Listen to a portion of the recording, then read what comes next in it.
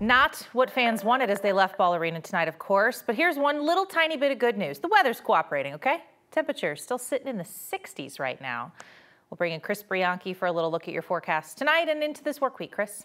Yeah, it's definitely a bit of a tough night around town in terms of the Nuggets losing. I tell you as a fan, that was a rough one. But in the meantime, weather-wise, as you were saying there, Jenny, things a lot calmer for us here on the Eastern Plains. We did have some pretty busy weather a couple hours ago. We had a few tornado reports up into Logan and Lincoln counties, but long since gone with those storms. Still seeing a little bit of action here across the northern mountains, and still a few sprinkles in some spots here up in Weld County. But a closer look in here at the metro area, and we're done with the showers and storms that we had around Fort Collins earlier on. Meantime, up here into northwestern Colorado, a few showers and storms still rumbling their way through the northwestern corner of the state, up by Craig and east towards Steamboat Springs.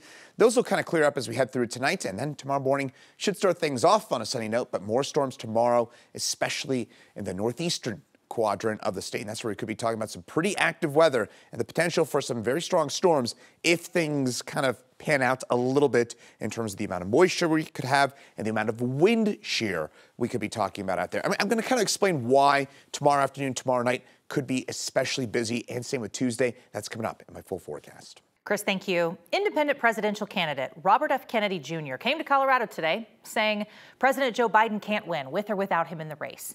Both parties worry that Kennedy could be a spoiler in November. Kennedy says Biden will lose no matter what. Kennedy rallied supporters at the Stanley Marketplace in Aurora today. He's gathering petition signatures to get on the ballot in Colorado, and his campaign says they'll be a third of the way there tomorrow.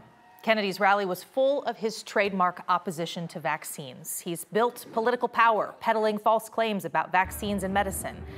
He said today he will end America's chronic disease epidemic.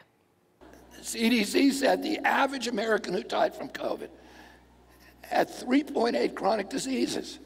They had asthma, they had obesity, they had diabetes, and they had one other thing. And that's what killed them. But why isn't anybody talking about that? So Kennedy's racing to get on the state ballots and poll above 15% with the hope of making it on the debate stage against Biden and Donald Trump.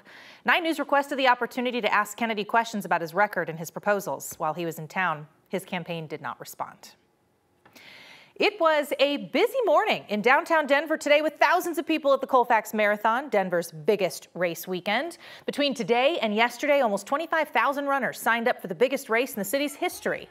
Fernando Cabada came out on top in the men's full marathon today. He lives in Aurora, and even though he is a decorated runner, he just decided to run this race a few days ago. I originally wasn't going to run it. I actually ran a marathon 3 weeks ago in Hamburg, Germany, and I took a break. And I'm getting back into training again, and I said, oh, I want to run the 10-miler. I want to be a part of the action. I want to be a part of Colfax Marathon weekend.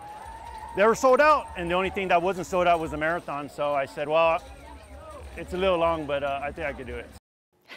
He is just built different. Laurel Kruger, broke the record today for the women's overall marathon. Also a Coloradan. Congrats, guys. She ran 26.2 miles in 2 hours, 50 minutes, and 54 seconds.